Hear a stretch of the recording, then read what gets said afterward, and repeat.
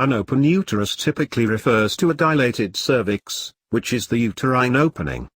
This would primarily be a problem during pregnancy when the womb should remain closed while the baby develops inside.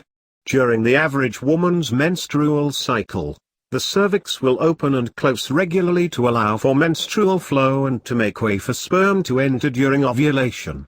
The exact amount a woman's cervix opens and the width of that opening will depend on the individual and whether the woman has had children. The most common reference to an open uterus relates to a condition known as an incompetent cervix. This condition affects pregnant women and it refers to a cervix that will not remain closed.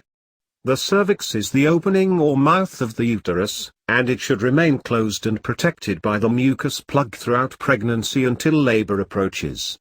Women with an incompetent cervix are a higher risk of premature labor and uterine infection, both of which are dangerous for the pregnancy.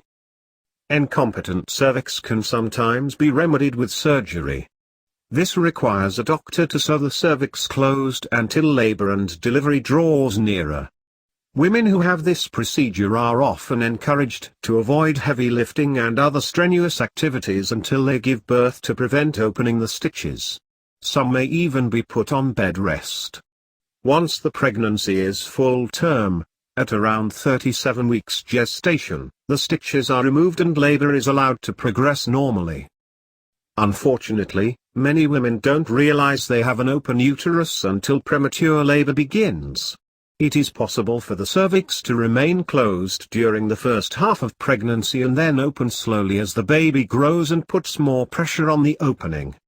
If labor is still in its very early stages, medication can often be given to stop contractions before they progress.